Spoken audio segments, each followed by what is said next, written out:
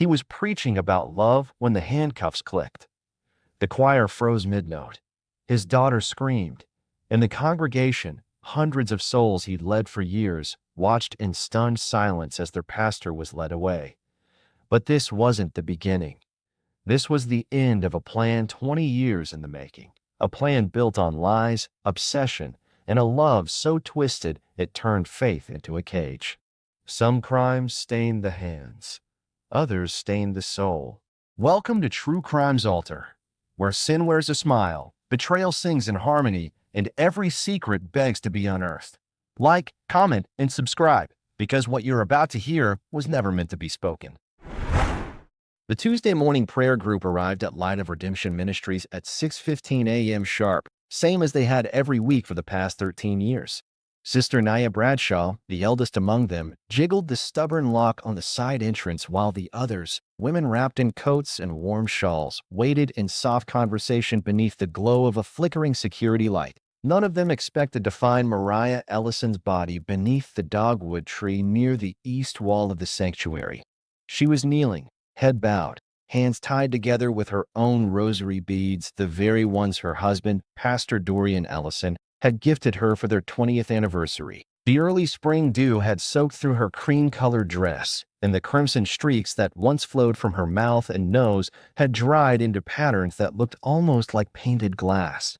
One of the sisters later told me the lead detective would recall it looked like she died praying for something no one ever gave her. Detective Ronell Avery had seen orchestrated crime scenes before, but this one unsettled him in a way he couldn't shake. The scene was too deliberate, the presentation too reverent. Whoever had done this hadn't just murdered someone, they were making a statement. Pastor Dorian arrived 20 minutes later with his daughter Soraya at his side. The man's wail echoed through the garden as he collapsed beside the tree, rocking and sobbing with a grief that made even the officers avert their eyes. But Detective Avery noticed something in Soraya's stillness. She didn't cry. She didn't move. Her eyes were locked on her mother's hands, not the beads twisted around them, but something barely visible between her fingers. A small silver key. By late morning, the church grounds were closed off. Yellow tape curled along the fences as technicians collected fibers and scanned for footprints. The women from the prayer group huddled inside the fellowship hall, giving statements and sipping lukewarm tea. But Sister Bradshaw kept murmuring the same thing over and over. She knew. Mariah knew something wasn't right. She tried to tell me Sunday. Said she had something to show me. But I didn't want to hear it. As officers examined the garden and combed through the sanctuary, Pastor Dorian made a surprising declaration. "We will still hold evening service tonight," he said, his voice steady, almost calm. "Our people are hurting." That evening, as parishioners returned to the pews still dazed from the morning's events, Pastor Dorian Ellison stood beneath the vaulted ceiling of the main sanctuary, delivering a eulogy wrapped in scripture and sorrow. He spoke of Mariah's gentle heart, her lifelong faith, her unwavering service to the church. He looked broken, but from the back of the sanctuary, Detective Avery kept his eyes on Soraya. The young woman sat still, spine straight, hands folded perfectly in her lap. And when her father spoke of her mother's grace and sacrifice, a single tear rolled down her cheek at exactly the right moment. It was too perfect, too rehearsed, like a scene played out in a mirror 1,000 times. No one knew it yet, but beneath the chapel floorboards, in a crawlspace sealed during the Reconstruction era, Mariah Ellison's video camera was still recording. Its battery would last just 46 more hours.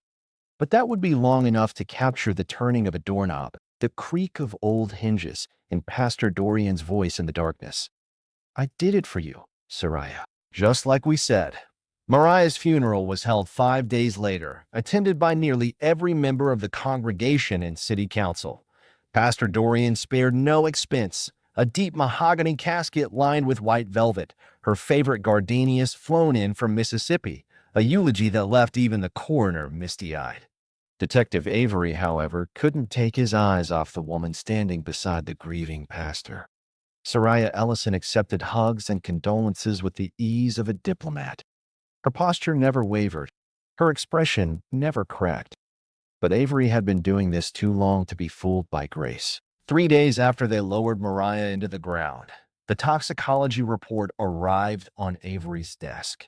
Strangulation was confirmed as cause of death. Post-mortem positioning, ligature marks matching the rosary. But it was the chemical breakdown in her blood that turned Avery cold. Mariah hadn't just been poisoned the night she died. The pattern showed slow, intentional dosing over the course of several months. He stared at the charts. The dosages were subtle, expertly balanced, just enough to keep her weakened, compliant, disoriented. Death was just the final dose.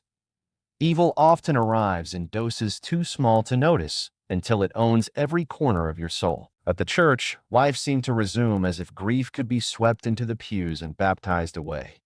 Pastor Dorian announced that Saria would assume her mother's duties, leading the women's ministry, counseling the youth, curating the church's public presence. If you're enjoying this story, kindly do us a favor and subscribe to our channel. It is free and won't cost anything, but it means the world to us. We're just a small channel trying to grow. Thank you, and back to the video. Her mother's spirit lives on through her, he told the congregation, and they believed it. But inside the home Mariah left behind, something else was starting to surface. Detective Avery found it by accident while reviewing photos from the scene, a laptop, hidden behind stacks of hymnals and children's Sunday school crafts in Mariah's office. The hard drive was password protected, but the IT team cracked it in minutes. Inside, folder after folder of research, psychological control, religious abuse, trauma bonding. And at the bottom, a file labeled simply for Soraya. Hundreds of photos. At first glance, they looked like typical family memories. Birthdays, baptisms, vacations. But when arranged chronologically, a pattern emerged. In every image of Soraya, her posture, her clothes, her expressions mirrored images of Mariah from the same age, years earlier. Same dress, same angle, same pose, a living copy. Perfection wasn't born. It was molded. It was Sister Bradshaw who finally gave voice to what Mariah had tried to reveal. She returned to the precinct a week later, face drawn and eyes heavy with guilt. "She showed me something," she whispered. "In the basement of the church. Old photographs. Said they proved everything. But then he came. Pastor Dorian. The way he looked at her, it chilled me. I'd never seen that man angry. Not like that." Detective Avery leaned in. "What did the photos show?" Sister Bradshaw just shook her head. She never got to say.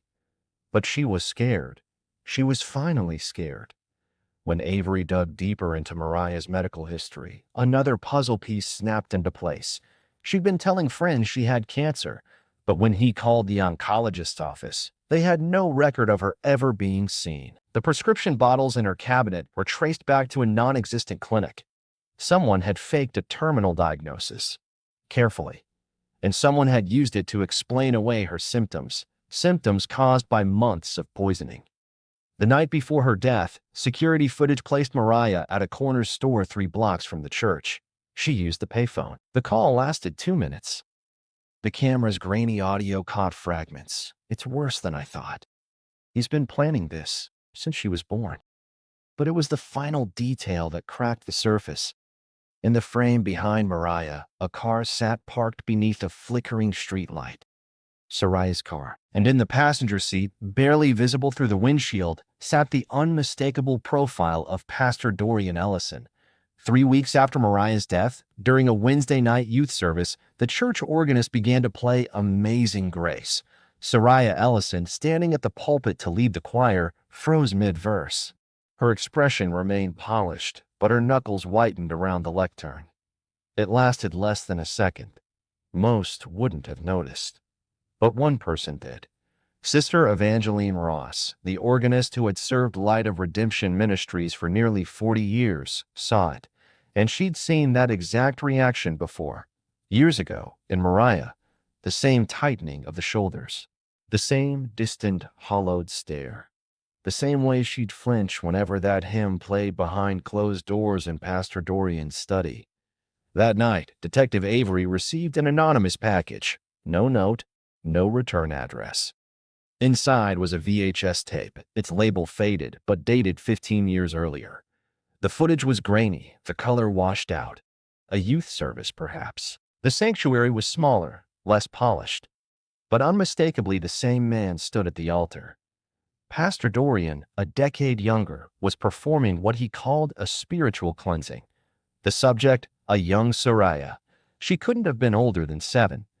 The ceremony was strange, more intimate than communal. And as the hymn Amazing Grace played in the background, her eyes fluttered, then went still. It was the video footage Soraya found herself, hidden deep within her mother's home office, that unraveled everything. While searching for archived women's ministry notes, she stumbled across a small, unmarked USB drive. What it held were dozens of video entries, Mariah speaking into a handheld camera, her voice raw with desperation. In the final recording, her tone changed. "Soraya, my darling girl," Mariah began. "If you're watching this, then I didn't make it. And you need to remember. Remember the hidden room. Remember the photographs. And remember what happens when you hear Amazing Grace. Your father, he's been shaping your mind since you were 6. The private sessions, the special prayers, they weren't prayers. They were conditioning. Hypnosis. I tried to stop it. Tried to save you. The evidence is hidden behind the old baptismal storage. There's a door. You have to find it." The timestamp marked it as recorded the night Mariah died. Detective Avery consulted Dr. Asha Kendricks, an expert in religious trauma and cognitive control. After reviewing church logs, sermon transcripts, and counseling schedules, a pattern emerged. Girls who looked like Soraya, brought in for private sessions and then quietly sent away. Always following the same songs. Always under the same verses. But it was Sister Evangeline who unknowingly had kept the key. For decades, she had documented every service, every song played, every scripture used. Her notes showed an unmistakable blueprint, specific hymns timed with specific rituals designed to provoke specific reactions. What seemed like divine tradition was in fact psychological warfare, orchestrated with terrifying precision. When the team finally opened the hidden door beneath the baptismal chamber, they found a room blanketed with photographs. Hundreds. Mariah at various ages. Soraya mirrored in exact replicas, same poses, same outfits, same lighting. Every detail replicated. But it was the writing on the backs of the photos that revealed the purpose. Instructions. Adjustments. Corrections. A literal manual for sculpting Soraya into the perfect recreation of her mother. And buried beneath a false wall, wrapped in plastic, was Mariah's final weapon, a leather-bound journal, its pages yellowed with time. The entries dated back over 20 years. Inside, Mariah had chronicled her growing fear, her gradual suspicion, her realization that what she thought was a marriage was something far more sinister. The last page was scribbled hastily. "God forgive me. I was never his wife. I was a blueprint. He doesn't want a daughter. He wants me again." The final blow to the church's illusion came not from files or photographs, but from flesh and blood. One Sunday morning, a woman walked through the sanctuary doors during offering. The moment she stepped into the light, half the congregation gasped. She looked exactly like Mariah had 2 decades earlier. Her name was Janelle Dorsey. She took the pulpit with trembling hands and a voice full of fire. Her testimony unraveled everything. She had been 17 when she joined Pastor Dorian's original church in rural Alabama, a rising choir soloist. She disappeared after a private counseling session. Her family was told she'd left for missionary work. She returned 9 months later, silent. Her child, taken immediately after birth, was registered as adopted by a blessed family. That child was Soraya. The revelation hit like thunder. Soraya Ellison was not Pastor Dorian's daughter. She was the child of the woman he first manipulated and discarded. Everything, the ceremonies, the songs, the home life, had been designed to mold her into the embodiment of Janelle. And Mariah's role became tragically clear. She'd been selected because she looked like Janelle, groomed to raise Soraya as a stand-in. trapped in a house of mirrors she didn't build, all while Pastor Dorian shaped his daughter into his lost love's replacement. Love, when twisted by control, stops being holy. It becomes hunger dressed as devotion. The evidence was overwhelming. The cancer diagnosis was manufactured to explain the symptoms of slow poisoning. The prayer sessions were staged for memory suppression and compliance. Even Mariah's death was posed to mimic a Renaissance painting that hung in Dorian's study, St. Cecilia in Martyrdom, hands bound in prayer. But what pushed Soraya past the veil of obedience was the discovery of Janelle's old diary. Hidden inside one of Mariah's shoeboxes, the battered journal was filled with shaky handwriting, chronicling her own entrapment and trauma. The songs, the mantras, the prayers whispered until her sense of reality faded. The final entry wasn't addressed to herself. It was a plea to the unborn child she never got to raise. If you ever read this, know that you came from love. Not his version of it, but mine. The love of a mother willing to endure anything just so you could be free. Someone will show you the truth one day. When they do, run. Soraya ran straight to the police. The raid happened the next morning. Sunday service. Packed pews. Pastor Dorian in full robes, preaching from Proverbs. Detective Avery walked down the center aisle and stopped at the altar. The cuffs clicked around the pastor's wrist with a finality that made even the choir fall silent. Soraya's scream tore through the sanctuary, not in denial, not in confusion, but as a release of decades of conditioning. "You killed them," she shouted. "Both of my mothers. You killed them." The trial began 6 months later in a packed courthouse in Fulton County, Georgia. The prosecution laid out its case with methodical precision. Decades of manipulation, documented hypnosis techniques, staged illnesses, and the calculated murder of Mariah Ellison to silence her before she could expose the truth. The defense, however, clung to a single narrative. Pastor Dorian was a misunderstood spiritual leader targeted by bitter women in a secular justice system that didn't understand divine authority.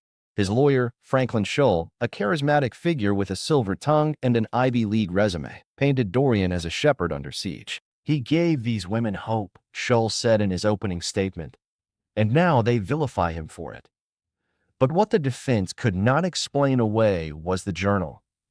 Mariah's final writings, authenticated by forensic analysts, read like scripture dipped in blood. The entries chronicled her unraveling, how she began to see glimpses of her own face reflected in Soraya's expressions, how hymns triggered memories in her daughter that didn't belong to her, and how the man she married watched them both with the same gaze.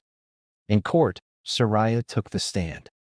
Calm, poised, dressed in soft blue. But when the prosecutor asked her what she remembered from her early childhood sessions with her father, she hesitated, then closed her eyes, then began to sing. "Amazing Grace, how sweet the sound," her voice wavered, then cracked. She stopped. "That's what he used," she whispered. "That song. Over and over, until I didn't know who I was unless he told me." The jury sat frozen. Some looked away. The trial revealed that over 2 decades, at least 7 women had been taken in by Pastor Dorian under the guise of spiritual mentorship. 5 had children while under his care. 3 of those children were raised by other women within the church under arrangements that bypassed official adoption records. One woman, Malia Trent, resurfaced after 15 years of silence. She had left the church in her 20s, relocated across the country, and spent most of her adult life in psychiatric care for dissociative episodes. When she was contacted by investigators, she broke down upon seeing Soraya's photograph. That's my daughter," she said. That she wasn't strong enough. DNA tests confirmed it. Soraya's maternal DNA did not match Mariah. It matched Malia. What Mariah had uncovered in her final months was not a single tragedy, it was a system. A factory of false parenthood, manipulation, and spiritual grooming. And at the center, Dorian Creed, building not just a church but an empire of obedience. Through sermons, songs, and silence. When presented with the testimony, the photographs, the journals, and the blood traces found behind the altar, DNA that matched Mariah, Dorian remained silent. He declined to take the stand. He stared at Soraya through every session, every motion, every revelation. But he never spoke her name. In the courtroom, one of the most damning pieces of evidence came from an unexpected source, Sister Evangeline. She walked slowly to the witness box, holding a worn Bible in one hand and a hymnal in the other. She placed both down and looked directly at Dorian. "I watched you play God," she said, "and I said nothing. Because I was afraid. Because I believed you. I watched you twist scripture into a weapon. I watched girls become mirrors.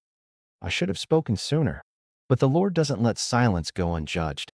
In a final twist, the prosecution introduced a recovered audio file, Dorian's voice, recorded on a device hidden inside one of his sermon journals. He was speaking to someone, possibly himself, possibly a recorder he assumed no one would hear. In the recording, he said, "You don't build heaven by waiting for it. You create it, mold it, reconstruct the past until the pain obeys you." That's what they don't understand. Love isn't memory. Love is control. Some sins are not shouted. They whisper themselves into tradition. The jury deliberated for just 4 hours. Dorian Creed was found guilty on all counts: first-degree murder, unlawful imprisonment, medical fraud, and multiple counts of child endangerment. The sentencing was set for the following month, but judgment came early. The night before his sentencing, Dorian was found in his cell, alive but unconscious. A self-induced poisoning attempt. He had smuggled a small capsule through a cavity in a tooth, a trick he'd once preached against as a coward's exit. Prison staff revived him, but he did not speak again. Not to guards, not to lawyers, not even to the chaplain. Saria chose not to attend the sentencing hearing. Instead, she stood outside Light of Redemption Ministries, now boarded up, the stained glass windows shattered during an anonymous act of protest. In her hand was a photograph, not of Mariah, not of Janelle, but of herself, alone, her first school portrait, smiling, unsure, free of any resemblance but her own. "I wasn't made in his image," she said softly to the air. "I was made in the image of women who survived him." Justice doesn't always come with thunder.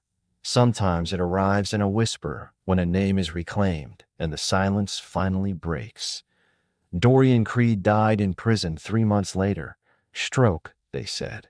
But those who saw him in his final days said he looked like a man already gone, his eyes hollow, his breath shallow, his body folding inward as if collapsing under the weight of every life he'd manipulated. No family claimed his body. No church mourned his passing. His grave, marked only by a number, sits at the edge of a correctional facility cemetery outside Tallulah Falls. Forgotten. Erased. Sarai had changed her name legally. Moved to the Midwest. She now works in youth outreach, helping girls from broken homes and cultic communities find grounding, education, and freedom. She does not give interviews. She rarely speaks of the past. But every year, on the anniversary of her mother's death, she lights a candle and sings the song that once shackled her, now in defiance, now in remembrance. Amazing grace. How sweet the sound that saved a soul once bound. Let this be a warning. No matter how holy someone may seem, no man has the right to play God over your life. Not your pastor, not your parent, not your partner. Real love never isolates, silences, or manipulates. And if someone claims divine authority while burying your voice, run. There is help. There is healing. But it begins when you speak. Tell someone. Call the authorities. Choose life. Choose truth. Because control dressed as care is not love. It is a quiet violence that destroys generations. Thank you for watching True Crimes Altar, where every secret is judged, every betrayal has a cost, and every soul must answer to the truth. Let us know in the comments. What are your thoughts on this case? Have you ever witnessed spiritual abuse or coercion? Comment below. We read every word. And don't forget to subscribe, share this video, and tell us where you're watching from. Because stories like these must be told, and the guilty prayed you'd never hear them. We'll see you in the next one. Stay safe, stay free, stay awake.